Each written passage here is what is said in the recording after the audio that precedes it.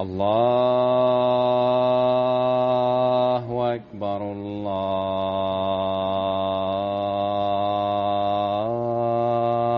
الله أكبر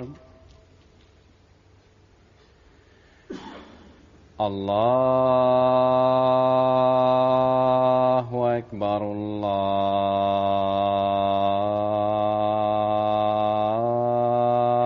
الله أكبر. أشهد أن لا إله إلا الله.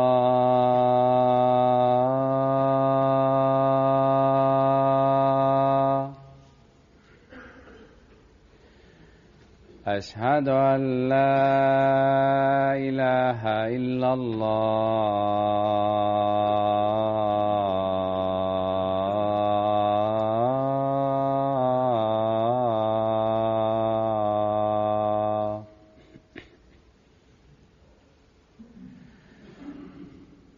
أشهد أن محمدًا رسول الله.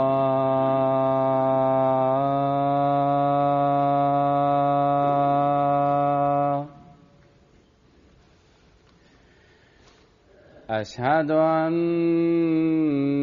محمدًا رسول الله.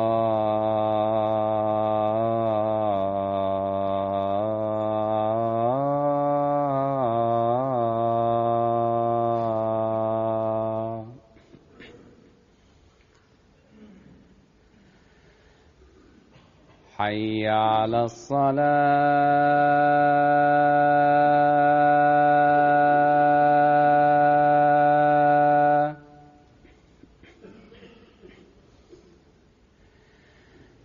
حي على الصلاة.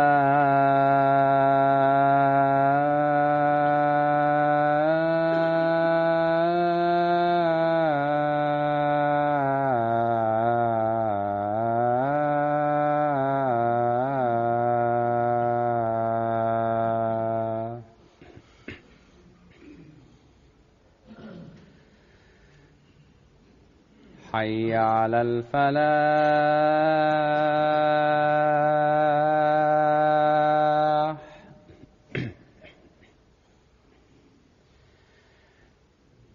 حي على الفلاح.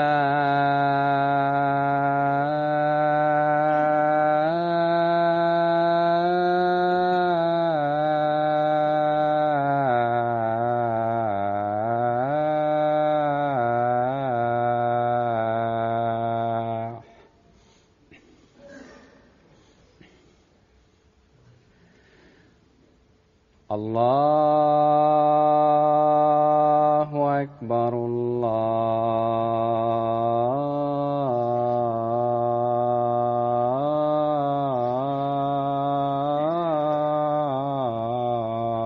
الله أكبر. لا إله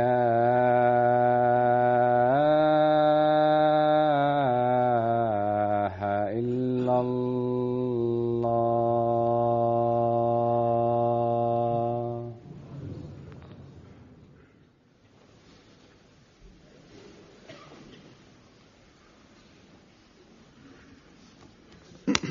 السلام عليكم ورحمة الله.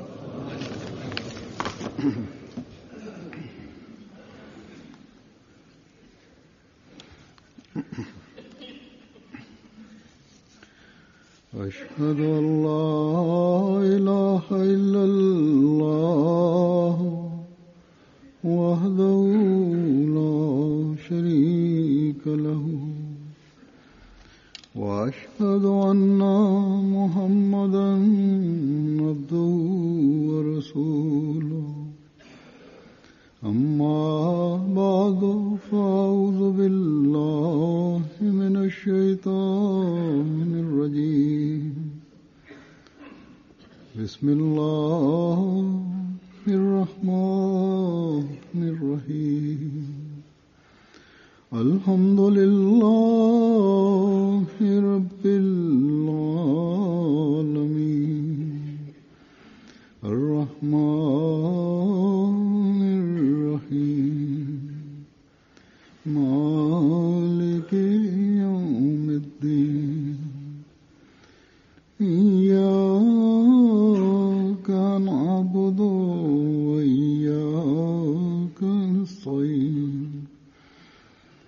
اهدنا الصراط المستقيم صراط الذين أنعمت عليهم غير المغضوب عليهم ولا الضالين.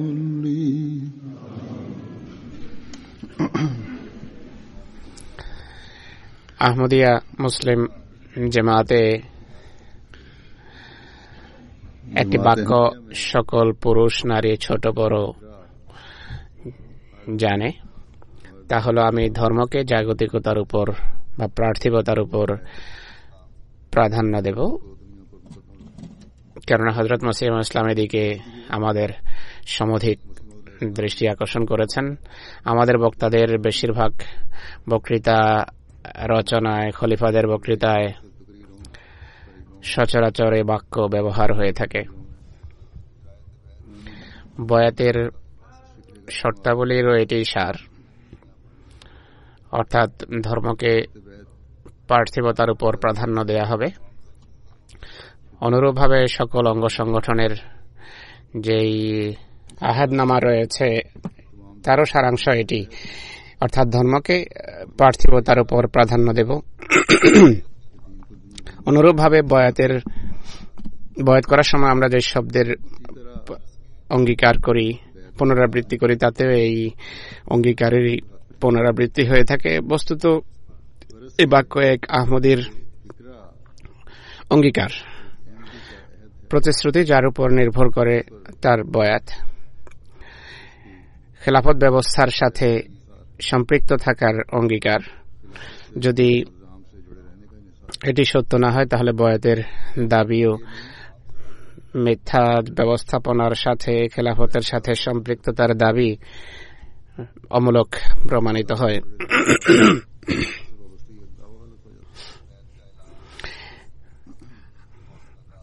আর বয়াতের ঘোষণা এবং খোদার সন্তুষ্টি অর্জনের সকল কথা বা প্রচেষ্টা শুধু কথা বা বলি সর্বস্বই থেকে যায়। সে কারণেই মসিহ ইউদ আলাইহিস সালাম এক জায়গায় লিখেছেন যে কেউ বয়াতের সময় তো অঙ্গীকার করে যে ধর্মকে পার্থিবতার উপর প্রাধান্য দেব, কিন্তু কর্মের মাধ্যমে এর সত্যায়ন এবং অঙ্গীকারের প্রতি বিশ্বস্ততা যদি প্রদর্শন না করে তাহলে আল্লাহ এর ভ্রুক্ষেপ করেন না বা পরোয়া করেন না। তাই আমাদের সকলকে এই কথা সবসময় সামনে রাখা উচিত। বাক্য থেকে এটি স্পষ্ট যে ধর্মীয় বিষয়ে কোনো ধর্মের ক্ষেত্রে কোনো জাগতিক বিষয় যেন বাদ সাধতে না পারে। ধর্ম কি?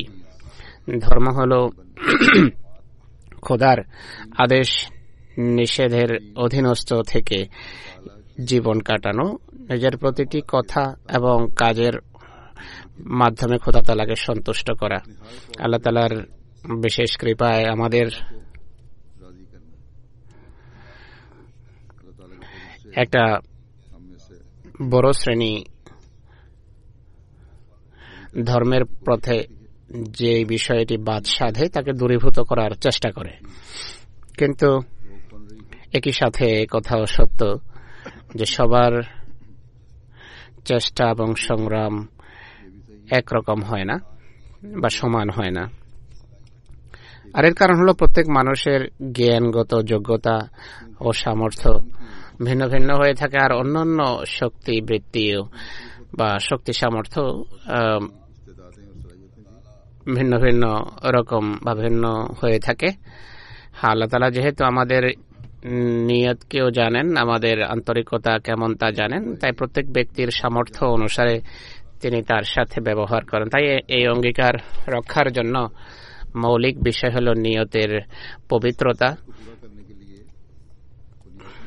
বা নিয়তের স্বচ্ছতা, আন্তরিকতা। এক্ষেত্রে কোনো প্রকার অজুহাত বা বাহানা থাকা উচিত নয়। জাগতিক বিষয় আমরা দেখি যে প্রত্যেক ব্যক্তির পরিধি বা গণ্ডি পৃথক পৃথক হয়ে থাকে।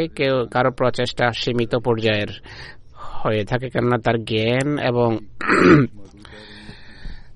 সে বস্তু অর্জনের ক্ষেত্রে তার জ্ঞান এবং সামর্থ্য সীমিত। আর অনেক সময় এটিও হয় যে অন্যান্য প্রেফারেন্সেস বা পছন্দ অপছন্দ বা চাওয়া পাওয়া তার প্রচেষ্টাকে সীমাবদ্ধ করে, আর অনেকের চেষ্টা অনেক বেশি হয়ে থাকে এবং সঠিক পথে, সঠিক পানে, সঠিক খাতে তার চেষ্টা পরিচালিত হয়। যে লক্ষ্য অর্জন করতে হয় তার উপরেই তার দৃষ্টি স্থির এবং সীমাবদ্ধ থাকে এবং সেই লক্ষ্য তার অর্জিত হয়।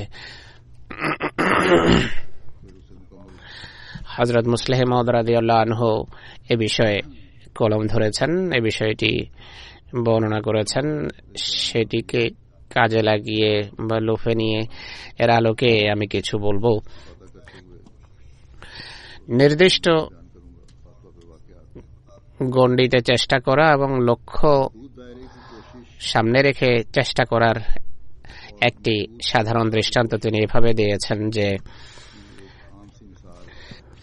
কাজ যতই গুরুত্বপূর্ণ হোক না কেন, বের হওয়ার সময় তারা যা দৃষ্টিতে রাখে তা হলো তাদের পোশাকের বিষয়ে তারা খুবই সচেতন হয় যে পোশাক যেন সঠিক হয়, কোথাও শার্টের ক্রিজ না নষ্ট হয়ে যায়, কোটে কোথাও কুৎসিত ভাঁজ না পড়ে যায়।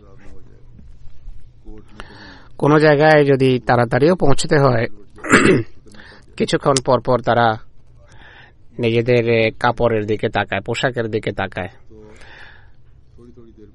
আর এই কারণে সময় মতো পৌঁছার চেষ্টা তাদের প্রভাবিত হয়। এটি সে যুগের বা শেখের পুরনো কোনো কথা নয়, আজও এমন দৃষ্টান্ত চোখে পড়ে, বিশেষ করে আমাদের এশিয়ান সমাজে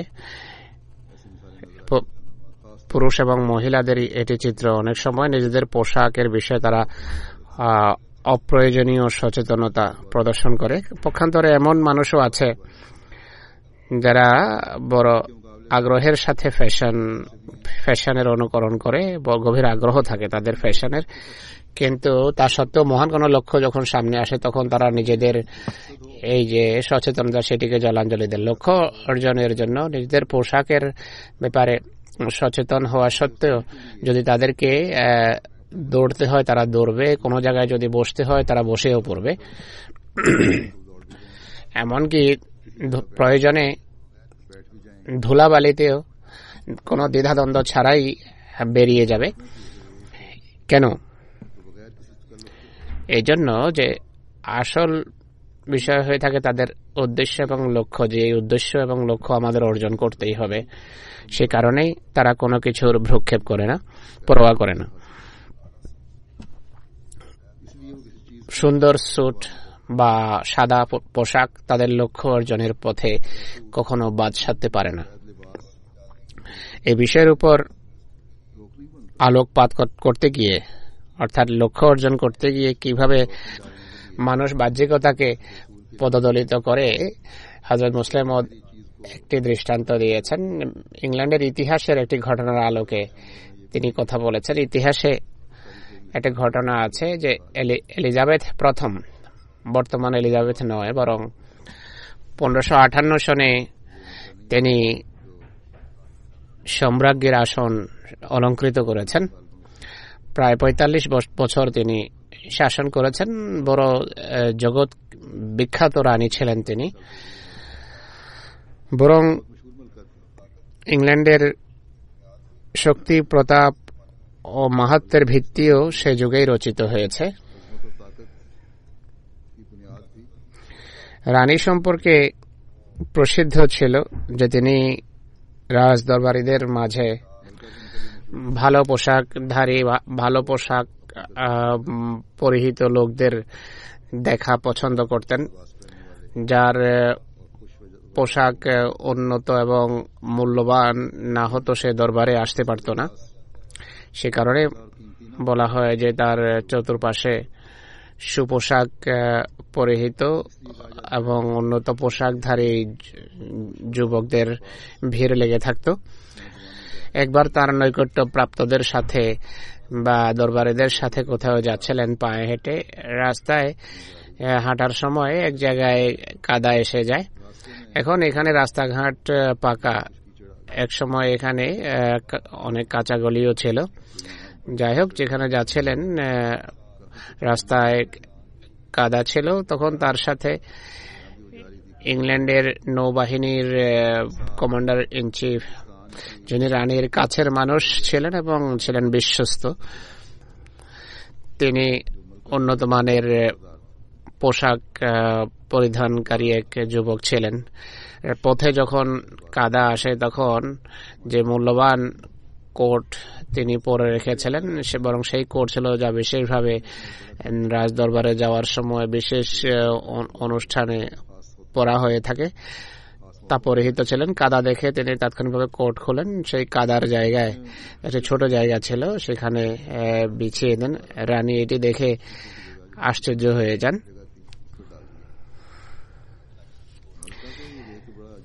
তিনি আশ্চর্য হন যে এত মূল্যবান কোট কাদায় সে বিছিয়ে দিয়েছে। রানী আশ্চর্য হয়ে তাকে জিজ্ঞেস করেন, তার নাম ছিল রেলে, যে রেলে এটি কি করেছেন আপনি? স্যার ওয়াল্টার রেলে ছিল তার নাম, সেই কমান্ডারের। সেই সামরিক কর্মকর্তা তাৎক্ষণিকভাবে উত্তর দেন যে রানীর জুতা কর্দমাক্ত হওয়া থেকে রেলের কোট নষ্ট হওয়া বেশি যুক্তিযুক্ত। রানী এই কথা খুব পছন্দ করলেন। এরপর সেই সামরিক কর্মকর্তার প্রতি রানীর দান দক্ষিণা আরো বাড়তে থাকে এবং তা শিখরে পৌঁছে এক পর্যায়ে। যদিও জেমস প্রথমের যুগে তার বিরুদ্ধে বিদ্রোহের অভিযোগ উঠানো হয় এবং তাকে মৃত্যুদণ্ডও দেওয়া হয়। যাই হোক,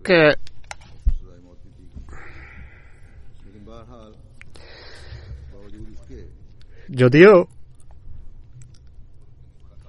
সেই বাদশার যুগেও তিনি দেশের জন্য অনেক কাজ করেছেন, দক্ষিণ আমেরিকায় বিভিন্ন অভিযান পরিচালনা করেছেন, তাকে শাস্তি দেওয়া হয়। এই দৃষ্টান্ত থেকে যে শিক্ষণীয় বিষয় সামনে আসে তা হল রেলি, যিনি সামরিক কর্মকর্তা ছিলেন, সুপোশাকধারী, সুপোশাক পরিহিত স্মার্ট মানুষ হওয়া সত্ত্বেও রানীর বিষয় যখন আসে তিনি তার ফ্যাশন এবং তার সাজসজ্জা রানীর জন্য জলাঞ্জলি দিলেন।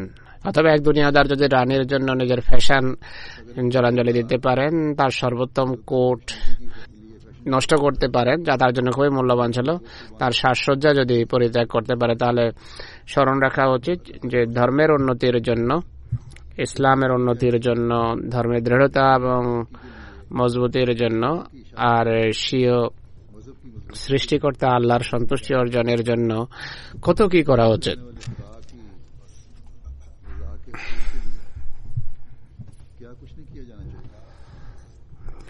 প্রশ্ন হলো, এই লক্ষ্য কি আমাদের কাছে এতটাও প্রিয় হওয়া উচিত নয় যতটা রেলির কাছে রানীর সন্তুষ্টি প্রিয় ছিল? ইহজাগতিক বাদশাকে সন্তুষ্ট করার পর সকল প্রকার সেবা করার পরও তার পরিণাম হয়েছে, যেভাবে আমি বলেছি, অত্যন্ত দুঃখজনক। আল্লাহ তাআলাকে সন্তুষ্ট করে, আল্লাহর সন্তুষ্টি অর্জন করে পৃথিবীতেও মানুষ নেয়ামতের উত্তরাধিকারী হয় আর তাদের পরিণামও শুভ হয়। আমাদের সর্বদা স্মরণ রাখতে হবে যে মহান উদ্দেশ্য মহান হওয়া এবং উন্নত হওয়া যথেষ্ট নয় যতক্ষণ পর্যন্ত কোরবানি এবং আত্মনিবেদনের প্রেরণাও সেই অনুপাতে না হবে। খোদার সন্তুষ্টি আমরা তখনই কেবল লাভ করতে পারব যদি জাগতিকতা আমাদের ধর্মের উপর প্রাধান্য না পায়, বরং ধর্ম যদি জাগতিকতার উপর প্রাধান্য পায়। আল্লাহ তাআলা জাগতিক আয় উপার্জন করতে নিষেধ করেননি। পৃথিবীর কোন বস্তু অবৈধ নয় যাকে আল্লাহ তাআলা হারাম করেননি বা যা আল্লাহ তাআলা নিষিদ্ধ আখ্যা দেননি। উন্নত পোশাক পরিধান করা, উন্নত খাবার খাওয়া, উন্নত গৃহে বসবাস করা এবং গৃহের সাজসজ্জা এগুলোর কোনোটিই অবৈধ নয়, সবই বৈধ এবং সিদ্ধ এবং জায়েজ। কিন্তু এ সকল বিষয়ের ইসলামের উন্নতির পথে অন্তরায় হওয়া হলো অবৈধ। মানুষ বিয়ে করে, শরীয়তে কথা বলে না যে তোমরা কুৎসিত মহিলা সন্ধান করে তার সাথে বিয়ে করো। হ্যাঁ, মহানবী সাল্লাল্লাহু আলাইহি ওয়াসাল্লাম অবশ্যই কথা বলেছেন যে কেবল জাগতিকতার পিছনে ছোটার পরিবর্তে এক মহিলার ধর্মীয় অবস্থা কেমন তার উপরও দৃষ্টি রেখো।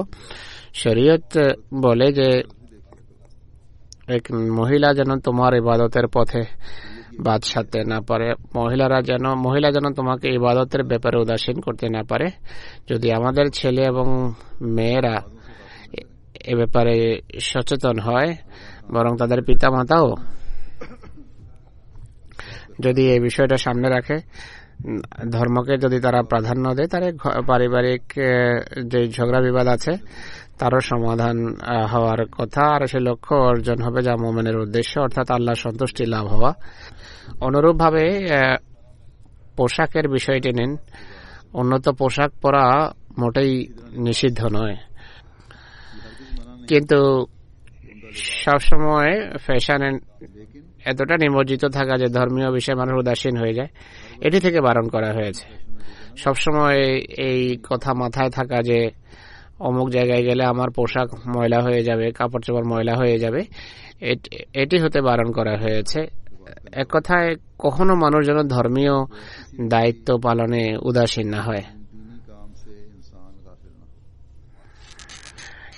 একইভাবে নামাজের প্রতি মনোযোগের পরিবর্তে ভালো কাপড় পরে রেখেছে, ইস্ত্রি করা কাপড় পরিহিত রয়েছে, এমন সময় দৃষ্টি কেবল কাপড়ের ভাঁজের দিকে নিবদ্ধ যেন না থাকে। অতএব ইসলাম যা বলে তা হলো, কখনো যদি ধর্মীয় কাজে উদাসীন না হও, তাহলে এই ধর্মকে জাগতিকতার উপর প্রাধান্য দেওয়ার দায়িত্ব পালন করতে পারবে। অনুরূপভাবে উন্নত খাবার খেতে ধর্ম বারণ করে না, কিন্তু এগুলোর ধর্মের পথে বাধা হয়ে দাঁড়ানো হলো অবৈধ। তাই সবসময় নিজেদের কাজে কর্মে এই কথাগুলো সামনে রাখা চাই। যে সমস্ত বিষয়ে ধর্মের পথে বাধা হয়ে দাঁড়ায় সে সকল বাধা দূরীভূত করতে হবে। এই সম্পর্কে হযরত মসিহ ইসলাম বলছেন যে দেখো, মানুষ দু ধরনের হয়ে থাকে। এক শ্রেণী তারা যারা ইসলাম গ্রহণ করে জাগতিক ব্যবসা বাণিজ্য এবং কাজকর্মে নিমজ্জিত হয়ে যায়, শয়তান তাদের মাথায় ভর করে, সম্পূর্ণভাবে জাগতিকতার পেছনে ছুটে। তিনি বলেন যে আমার কথার অর্থ এটি নয় যে ব্যবসা বাণিজ্য নিষিদ্ধ। সাহাবারা ব্যবসা বাণিজ্য করতেন, কিন্তু ধর্মকে তারা জাগতিকতার উপর বা পার্থিবতার উপর প্রাধান্য দিতেন। তারা ইসলাম গ্রহণ করেছেন, এরপর ইসলাম সম্পর্কে সত্য জ্ঞান, এমন জ্ঞান যা দৃঢ় বিশ্বাসে তাদের হৃদয়কে পরিপূর্ণ করে, সেই জ্ঞান তারা অর্জন করেছেন। এই কারণেই কোনো ময়দানে শয়তানের আক্রমণে তারা দোদুল্যমান হননি। কোনো বিষয় সত্য প্রকাশে তাদেরকে বাধাগ্রস্ত করতে পারেনি। তিনি বলেন, যারা সম্পূর্ণভাবে দুনিয়ার দাস এবং কীট হয়ে যায়, যেন দুনিয়া পূজারী, এমন লোকদের উপর শয়তান জয়যুক্ত হয় এবং তাদের উপর স্বীয় নিয়ন্ত্রণ প্রতিষ্ঠা করে। দ্বিতীয় শ্রেণী তারা যারা ধর্মের উন্নতির বিষয়ে চিন্তিত থাকে, এই শ্রেণীকে বলা হয় আল্লাহর দল, যারা শয়তান এবং তার সৈন্যবাহিনীর বিরুদ্ধে জয়যুক্ত হন।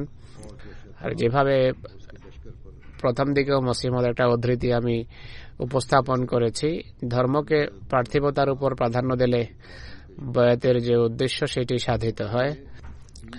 আর এর জ্ঞান ও বুৎপত্তি অর্জনের জন্য জাগতিক কাজকর্মের পাশাপাশি ধর্মীয় জ্ঞান অর্জন এবং সেটিকে নিজের জীবনে বাস্তবায়ন আবশ্যক।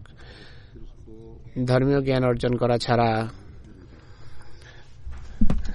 এটি জানাই সম্ভব নয় যে ধর্ম কাকে বলে, যাকে আমি পার্থিবতার উপর প্রাধান্য দেব বা যাকে প্রাধান্য দিতে হবে। এখন নামাজকে নিন, এটি ইসলামের একটি মৌলিক স্তম্ভ, কিন্তু অনেক মুসলমান আছে, বা বলতে হবে হয়তো শতকরা ৮০-র অধিক মানুষ এমন হবে যারা নামাজ পড়ে না। দু একটি কোনো সময় পড়লেও এমন ভাবে পড়ে যেন জোর জবরদস্তি মূলক ভাবে পড়ছে বা কোনো ঘৃণ্য কাজ করছে খুব তাড়াতাড়ি। এই কারণে হযরত মুসলিম মাউদ লিখেছেন, বড় বড় মানুষ এমন রয়েছে যারা নামাজে অত্যন্ত উদাসীন। তিনি লেখেন যে বা জামাত নামাজ নবাব এবং রইসদের জন্য এতটা ঘৃণা যাবে সাধারণ মানুষ শুকর ঘৃণার সাথে খেয়ে থাকে, অর্থাৎ বড় ঘৃণার সাথে নামাজ পড়া। এটি শুধু সেই যুগের চিত্র নয়, আজকের অবস্থাও একই। আমি যেভাবে বলেছি, ধনীদের বেশিরভাগ এমন, বা কিছু মানুষ এমন আছে সামান্য সচ্ছলতা আসলেই তারা নামাজের বিষয়ে উদাসীন হয়ে যায়, আর নামাজ পড়লেও নামাজ পড়ার সময় যেই অবস্থা হওয়া উচিত সে সম্পর্কে তারা উদাসীন। যারা সত্যিকার অর্থে নামাজ পড়ে তারা মানবিক মূল্যবোধের হেফাজত করে থাকে। আল্লাহ তাআলা বলেন, নামাজ তোমাদের মাঝে পবিত্র পরিবর্তন সৃষ্টি করে বা করা উচিত। আজকাল বলা হয় যে পাকিস্তানে ও আহমদীদের মসজিদে নামাজের সংখ্যা অনেক বেড়ে গেছে। মসজিদে যদি নামাজের সংখ্যা বৃদ্ধি পায় তাহলে প্রশ্ন হলো, এই নামাজ তাদের জীবনে কি বিপ্লব এনেছে? মোল্লা এবং খতিব বা বক্তা যাদের পিছনে তারা নামাজ পড়ে, ঘৃণার পাঠ দেয়া ছাড়া তারা তাদেরকে আর কি শিখায়? তাই নামাজীদের সংখ্যা বৃদ্ধি সত্ত্বেও ঘৃণার অগ্নি উত্তরোত্তর বেশি প্রজ্বলিত হচ্ছে। আমাদের বিরুদ্ধেরা যা করে তা তো করেই, স্বয়ং তারা একে অন্যের উপর কম জুলুম এবং অত্যাচার করছে না। এর কারণ হলো এই সকল ইবাদত ধর্মকে প্রাধান্য দেওয়ার উদ্দেশ্যে নয়, বরং জাগতিক স্বার্থ সিদ্ধির জন্য। বাহ্যত এক মহান উদ্দেশ্যে মসজিদে যায়, কিন্তু এর অন্তরালে প্রচ্ছন্ন আছে বা প্রচ্ছন্ন থাকে তাদের জাগতিক নিচ এবং হীন স্বার্থ। তাই উন্নত লক্ষ্য অর্জনের জন্য চিন্তাধারাকেও উন্নত করতে হবে, আর ত্যাগ স্বীকার বা কোরবানি ব্যক্তি স্বার্থ চরিতার্থ করার জন্য নয়, বরং আল্লাহ সন্তুষ্ট অর্জনের জন্য হওয়া উচিত। তাই মসজিদে এই আনাগোনা যদি মহান উদ্দেশ্যে না হয়ে থাকে, অর্থাৎ খোদার অধিকার প্রদানের পাশাপাশি মানুষের অধিকার প্রদান নিশ্চিত করা, ধর্মের প্রচার এবং ইসলাম প্রতিষ্ঠা যদি উদ্দেশ্য না হয় তাহলে সবকিছু বৃথা। আর সাধারণ মুসলমানদের এই কষ্টদায়ক পরিস্থিতি আমাদেরকে, অর্থাৎ আমরা আহমদীদের দৃষ্টি পূর্বের তুলনায় এদিকে বেশি আকর্ষণ করা উচিত, যে আমরা ধর্মকে পার্থিবতার উপর প্রাধান্য দেওয়ার বিষয়টি কিভাবে বুঝেছি বা কিভাবে আমাদের এই বিষয়টি দেখা উচিত।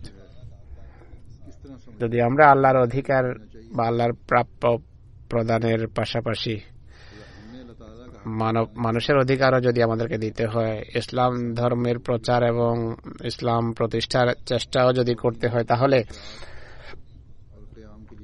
জাগতিক নেমত আমরা যতই উপভোগ করে না কেন তা আমাদের জন্য বৈধ। ইসলামের আকর্ষণীয় বাণী পৃথিবীতে প্রচারের দায়িত্ব আমাদের উপর ন্যস্ত করা হয়েছে।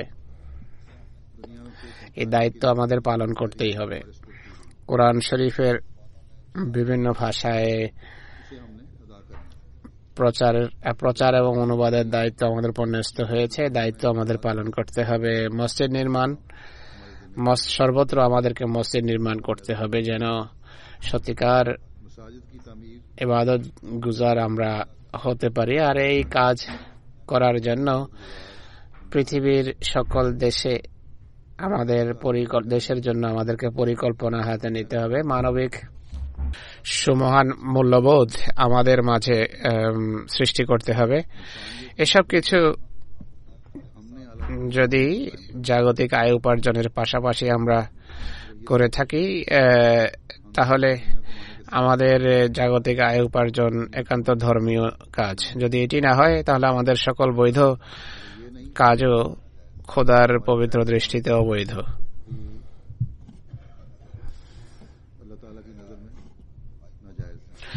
যদি নতুন আইফোন বাজারে আসে বা কারো হাতে পয়সা আসলে কার ক্রয় করতে হয় বা কোনো স্যুট ক্রয় করতে হয়, এসব কিছুর জন্য যদি আমরা চাঁদাকে পিছিয়ে দিই, চাঁদা আদায় বিলম্বিত করি, তাহলে এসব বিষয় বৈধ হওয়া সত্ত্বেও আমাদের জন্য অবৈধ হয়ে যাবে।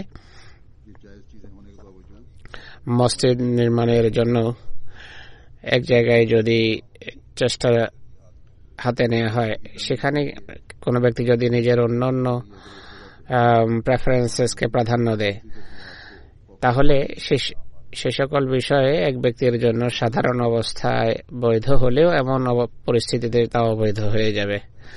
উহুদের যুদ্ধে যখন এই গুজব ছড়িয়ে পড়ে যে মহানবী সাল্লাল্লাহু আলাইহি সাল্লাম শাহাদাত বরণ করেছেন, তখন এক সাহাবী, যিনি বেশ কয়েকদিন অভুক্ত ছিলেন, যুদ্ধ করছিলেন ইতিপূর্বে, তখন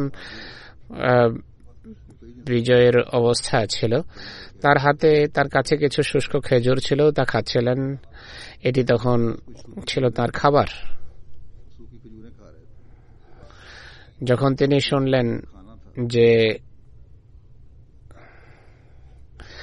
সংবাদ তার কাছে পৌঁছে, তিনি খেজুর তাৎক্ষণিকভাবে ছুঁড়ে ফেলে দেন আর তাৎক্ষণিকভাবে যুদ্ধের ময়দানে ঝাঁপ দেন এবং শাহাদাত বরণ করেন।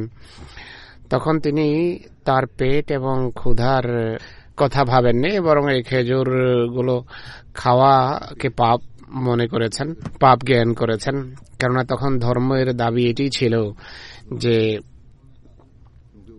খেজুর খাওয়া অন্যায়, যে কাজ ধর্মের পথে বাধা, তা যত উন্নত মানেরই হোক না কেন, তা অবৈধ। যা ধর্মের পথে বাদ সাধে না, তা যতই আরাম এবং স্বাচ্ছন্দ্য বিবেচিত হোক না কেন, তা অন্যায় নয় বা পাপ নয়, তা বৈধ। তাই আমাদের মাঝে সেই প্রেরণা সৃষ্টি করতে হবে, যার ফলে আল্লাহর সন্তুষ্টি অর্জন হবে আমাদের প্রধান লক্ষ্য। একটি হাদিসে বা রায়াতে আছে, আল্লাহ তাআলা যেহেতু মানুষের হৃদয় সম্পর্কে অবহিত, হৃদয়ের অবস্থা সংক্রান্ত রায়াত বা হাদিস এটি। একবার মহানবী সাল্লাল্লাহু আলাইহি ওয়াসাল্লাম মসজিদে তার সাথীদের মাঝে ছিলেন, সাথীর সঙ্গে পরিবেষ্টিত ছিলেন। তখন তিন ব্যক্তি মসজিদে আসে।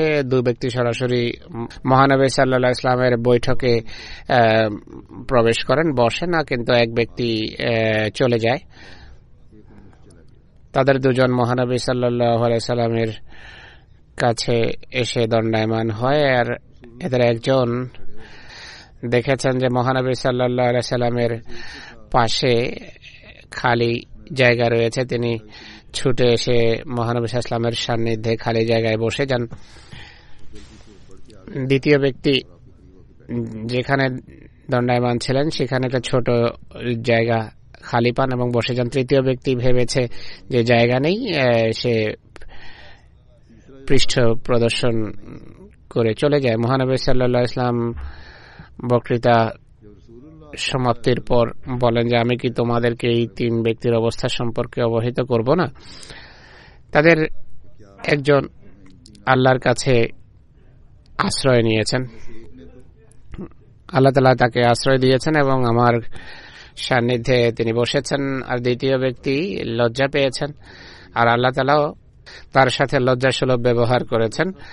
অর্থাৎ তার মহানবী সাল্লাল্লাহু আলাইহি ওয়াসাল্লামের বৈঠকে বসা তার পাপের প্রায়শ্চিত্ত হওয়ার কারণ হয়েছে, সে লজ্জা পেয়েছে, আল্লাহ তাআলাও তার পাপ ক্ষমা করেছেন এবং লজ্জাসুলভ ব্যবহার করেছেন। আর তৃতীয় ব্যক্তি যে মুখ ফিরিয়ে নিয়েছে, পৃষ্ঠ প্রদর্শন করেছে, আল্লাহ তাআলাও মুখ ফিরিয়ে নিয়েছেন। তো বাহ্যত 3 ব্যক্তির সেখানে আসা এবং একজনের তাদের বসা এবং একজনের চলে যাওয়া বড় সামান্য বিষয়, কেননা তার দৃষ্টিতে সে ব্যক্তি হয়তো ভেবেছে যে মহানবীর আওয়াজ আমার কানে পৌঁছে না, তাই বসার কোনো অর্থ নেই। কিন্তু তাদের 3 জনের এই যে ব্যবহার, এটি যেহেতু মন থেকে উদ্ভূত ছিল, হৃদয়ের বা আন্তরিক অবস্থারই বহিঃপ্রকাশ ছিল। আর খোদা তাআলার দৃষ্টিও যেহেতু মানুষের হৃদয়ের উপর থাকে এবং তার নেয়ামত এবং পুরস্কার আদিও হৃদয়ের অবস্থা অনুসারে অবতীর্ণ হয়, তাই পুরস্কার এবং ফলাফলের দিক থেকে হৃদয়ের অবস্থা অত্যন্ত গুরুত্বপূর্ণ ভূমিকা পালন করে। এখানে আল্লাহ তাআলা ও তাই করেছেন। আল্লাহ তাআলা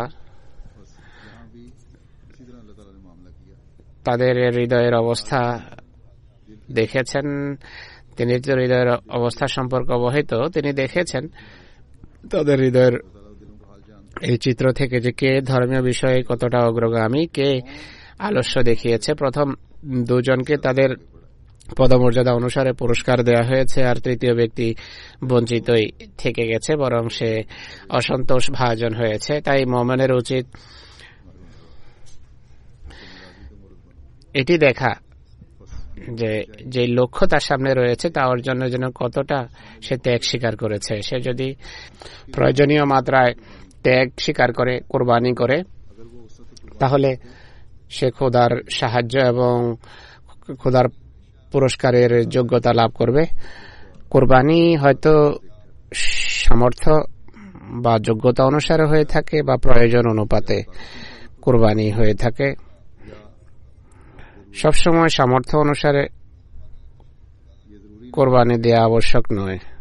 অনেক সময় শরীয়তে শুধু ততটা কোরবানি করতে বলে যতটা প্রয়োজন রয়েছে। দৃষ্টান্তস্বরূপ, যদি কোনো পথিক আসে কিছু দণ্ডায়মান মানুষের কাছে এবং তাদের কাছে 100 পাউন্ড চায়, তো তাদের কতক যারা সেখানে থাকে তারা হয়তো চাহিদা পূরণ করে নিজেদের সাধ্য এবং সামর্থ্য অনুসারে, কিন্তু তারপরও 10 পাউন্ডের ঘাটতি থেকে যায়। ততক্ষণ আরেক ব্যক্তি আসে যে সামর্থ্যবান, সেই ব্যক্তি যদি চায় তাহলে একাও সেই এই চাহিদা পূরণ করতে পারে, ঘাটতি পূরণ করতে পারে। কিন্তু প্রয়োজন অনুসারে তখন শুধু 10 পাউন্ডেরই প্রয়োজন ছিল,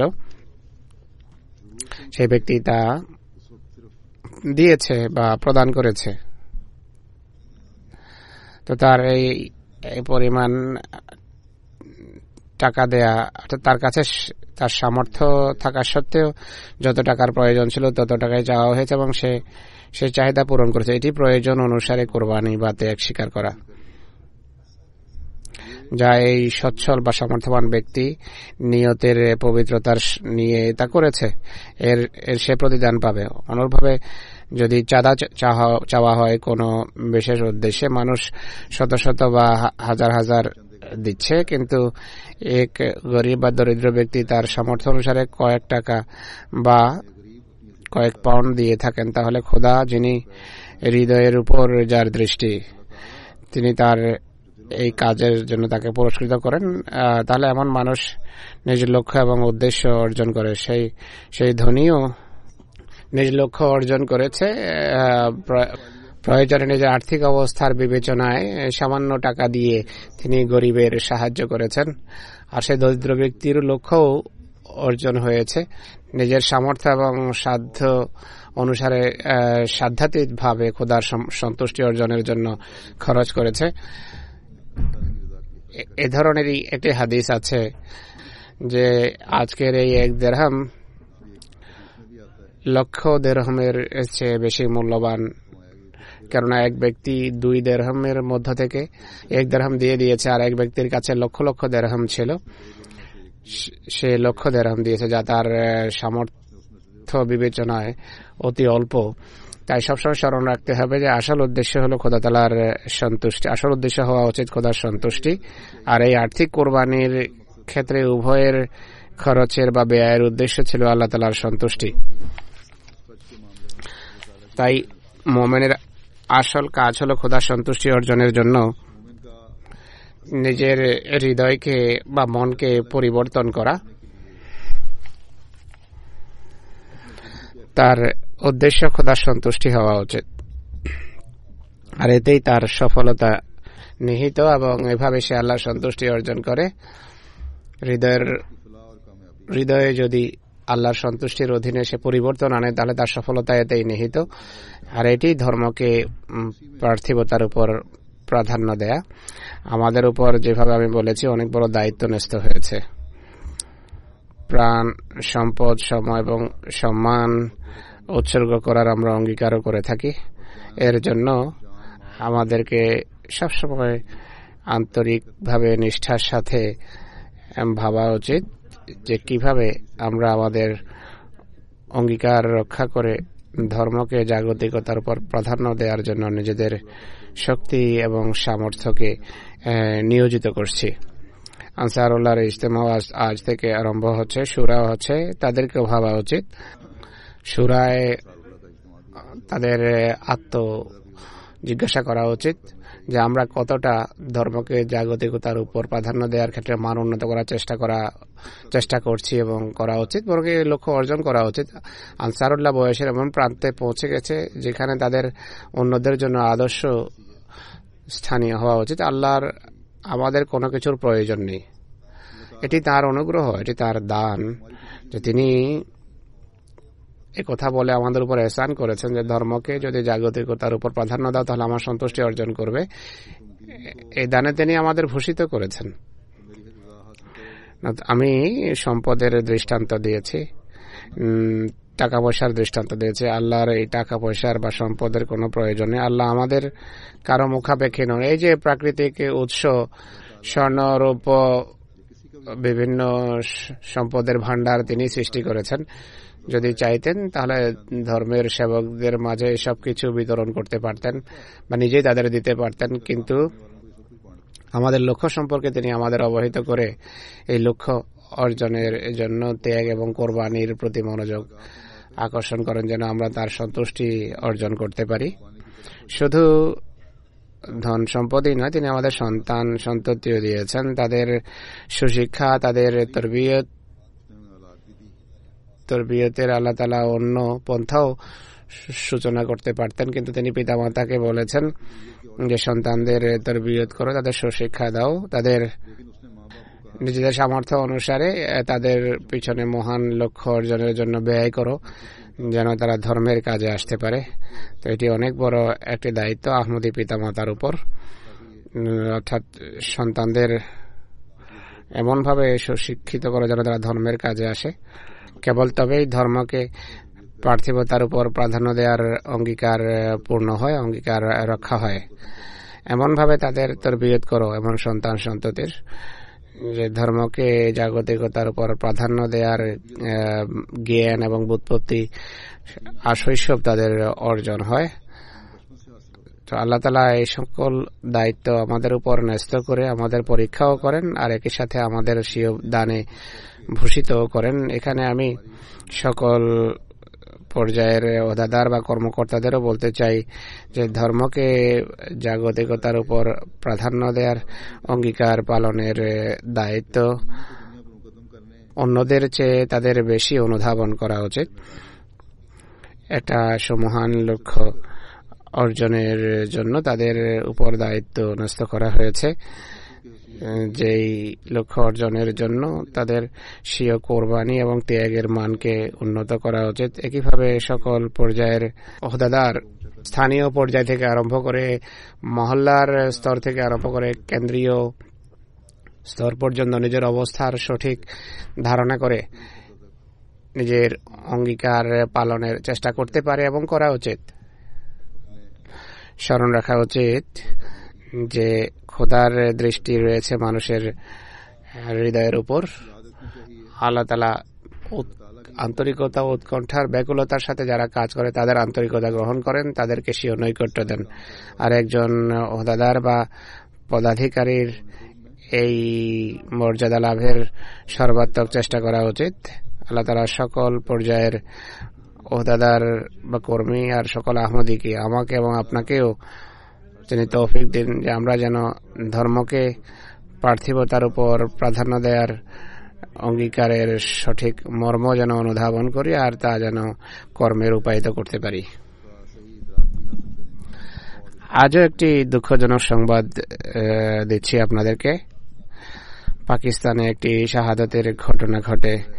জনাব লতিফ আলম বাট সাহেব, পিতার নাম খুরশিদ আলম বাট সাহেব, তিনি আটকের কামরার অধিবাসী ছিলেন। তাকে রাত প্রায় 15 অক্টোবর রাতে সন্ধ্যা 7টার দিকে দুজন অজ্ঞাত পরিচয় মোটর আরোহী গুলি করে শহীদ করে হত্যা করে। ইন্না লিল্লাহি ওয়া ইন্না ইলাইহি রাজিউন। ঘটনার বিবরণ হলো, তার ঘরের কাছে স্টেশনারির একটি দোকান রয়েছে। রীতি অনুসারে তিনি দোকান থেকে ফিরে আসছিলেন। ঘরের সন্নিকটে গলিতে পৌঁছতেই পিছন থেকে দুজন অজ্ঞাত পরিচয় মোটর আরোহী তাকে বাট সাহেব বলে ডাকে। তিনি পিছনে তাকাতেই এক ব্যক্তি তাকে লক্ষ্য করে ফায়ার করে, আর এর ফলে 4-5টি বুলেট শহীদ মরহুমের বুকে লাগে। গুলি লাগার পর কেউ তার পুত্র জিশান বাট সাহেবকে সংবাদে তিনি ঘটনাস্থলে পৌঁছেন। রেস্কিউওয়ালারাও সেখানে পৌঁছে যান। লতিফ বাট সাহেবের হোশ ছিল। সিভিল হাসপাতাল যাওয়ার পথিমধ্যেই তিনি শাহাদাত বরণ করেন। ইন্না লিল্লাহি ওয়া ইন্না ইলাইহি রাজিউন। লতিফ আলম বাট সাহেবের পরিবারের সম্পর্ক গুজরাওয়ালার কামুকের সাথে শহীদ মরহুমের পরিবারে আহমদিয়ত আসে তার পিতা জনাব খুরশিদ আলম বাট সাহেবের মাধ্যমে, যিনি 1934 সনে বায়াত করে আহমদিয়তভুক্ত হওয়ার সৌভাগ্য লাভ করেছেন। শহীদ মরহুম 1952 সালের এপ্রিল মাসে গুজরাওয়ালায় জন্মগ্রহণ করেন। তিনি ইন্টারমিডিয়েট পর্যন্ত পড়ালেখার পর বিমান বাহিনীতে যোগ দেন। তিনি কামরা এয়ারফোর্স থেকে কর্পোরাল টেকনিশিয়ানের পদ থেকে 1991 সনে অবসর গ্রহণ করেন। তার পুত্র খোররম সাহেবও এয়ারফোর্সে চাকরি করছেন। অবসর গ্রহণের পর শহীদ মরহুম বই পুস্তকের ব্যবসা করতেন। উকিলদের আইনের বই সরবরাহ করতেন। পাকিস্তানের বিভিন্ন কাচারিতে তিনি বই সরবরাহ করতেন, প্রসিদ্ধ ছিলেন। গায়ের আহমদী উকিলরাও তার ভক্ত ছিল। শহীদ মরহুম শাহাদাতের সময় আনসারুল্লাহর নাজেম ইশাআত হিসাবে কাজ করছিলেন। এছাড়া জেলা পর্যায়ে সেক্রেটারি জিয়াফত এবং খোদামুল আহমদের নাজেম সেহেতু জিসমানি হিসাবেও খেদমত করার তৌফিক পেয়েছেন। তার ঘর দীর্ঘদিন থেকে নামাজ সেন্টার হিসাবে চলে আসছিল। জামাতের অন্য অনুষ্ঠান, জলসা ইত্যাদি তার ঘরেই অনুষ্ঠিত হতো। শহীদ মরহুম সবসময় জামাতি কাজের জন্য প্রস্তুত থাকতেন। যে কাজে ন্যস্ত করা হতো অত্যন্ত সুন্দর এবং সুচারুরূপে দায়িত্ব পালন করতেন। কখনো দায়িত্ব পালন অস্বীকার করতেন না। অতিথি পরায়ণ ছিলেন। খেলাফতের প্রতি গভীর ভালোবাসার সম্পর্ক এবং এতাহাতের সম্পর্ক ছিল। 5 বেলার নামাজ ছাড়াও নামাজ জুমার ব্যাপারে খুব যত্নবান ছিলেন। নামাজের জুমার 2 ঘন্টা পূর্বেই মসজিদে চলে যেতেন। মরহুম অত্যন্ত সৎসাহসী এবং নির্ভীক মানুষ ছিলেন। 2007-8 সনেও অজ্ঞাত পরিচয় ব্যক্তি তাকে হত্যা করার চেষ্টা করেছে। আক্রমণকারীরা তাকে লক্ষ্য করে গুলি ছুড়ে, কিন্তু গুলি পিস্তলে ফেসে যায়। তিনি একজনকে ধরে ফেলেন, ধস্তাধস্তিও হয়, যার এরপর সেই ব্যক্তি পালিয়ে যায়। শহীদ মরহুম উন্নত চরিত্রের অধিকারী এবং প্রতাপশালী ব্যক্তিত্ব ছিলেন। বাচ্চাদের সঠিক শিক্ষা দীক্ষা ও তরবিয়তের ব্যাপারে যত্নবান ছিলেন। শাহাদাতের সময় বয়স ছিল 62 বছর। ওসিয়তের ফর্ম পূরণ করেছেন তিনি, আর প্রক্রিয়াধীন ছিল। যাই হোক, কারপুরদাজের উচিত তার ওসিয়ত মঞ্জুর করা, অর্থাৎ আমি তার ওসিয়ত মঞ্জুর করছি। মৌসি হিসাবে যেই দাপ্তরিক কার্যক্রম পরিচালনা করতে হয় কারপুরদাজের করা উচিত। জেলার আমির সাহেব বলেছেন শহীদ মরহুম ওদাদার এবং নিজামের এতাহাতের ব্যাপারে অত্যন্ত আন্তরিক ছিলেন। জামাতে বিভিন্ন অনুষ্ঠান এবং মিটিংয়ে বৈঠকে সবসময় অংশগ্রহণ করতেন। কোনো অনুষ্ঠানে তিনি অনুপস্থিত থাকেননি। ছেড়ে যাওয়া আত্মীয় স্বজনের মাঝে স্ত্রী ছাড়াও এক মেয়ে এরএম ওয়াসিম, সৈয়দ ওসিম আহমদ সাহেবের স্ত্রী এবং 4 ছেলে খুররম বাট, যিনি এয়ারফোর্সে চাকরি করছেন, জিশান বাট, তিনিও পড়ালেখার পর পিতার সাথে ব্যবসা করছিলেন। আরেক পুত্র ওমর বাট সাহেব ইলেকট্রিক্যাল ইঞ্জিনিয়ারিং পড়ছেন।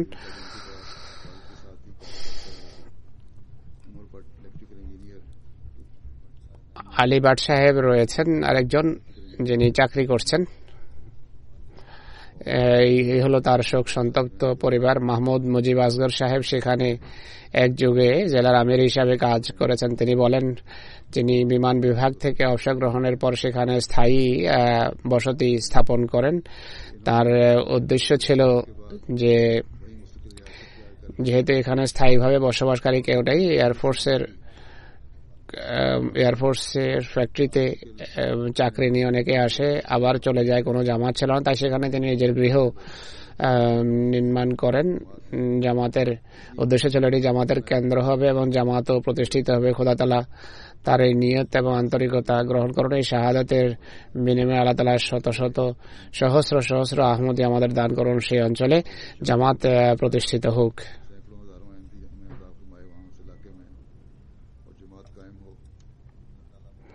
আল্লাহ তাআলা মরহুমের পদমর্যাদা উন্নীত করুন। তার শোক সন্তপ্ত আত্মীয় স্বজনকে আল্লাহ তাআলা ধৈর্য ধারণের তৌফিক দিন, সৎসাহস দিন। পাকিস্তানি জামাতের সদস্যদের আল্লাহ তাআলা নিরাপদ রাখুন সকল অর্থে।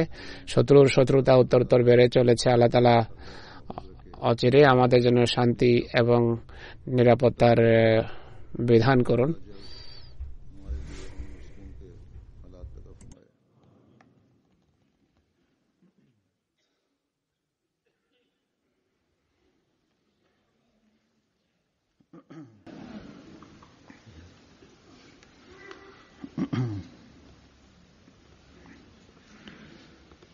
الحمد لله نحمده ونستعينه ونستغفره ونؤمن به ونتوكل عليه ونعوذ بالله من شرور أنفسنا ومن سيئات أعمالنا. من يهده الله فلا مضل له ومن يضلل فلا هادي له ونشهد أن لا إله إلا الله ونشهد أن محمدا عبده ورسوله. عباد الله رحمكم الله إن الله يأمر بالعدل والإحسان وإيتاء ذي القربى وينهى عن الفحشاء والمنكر والبغي يعظكم لعلكم تذكرون. اذكروا الله يذكركم وادعوه يستجب لكم ولذكر الله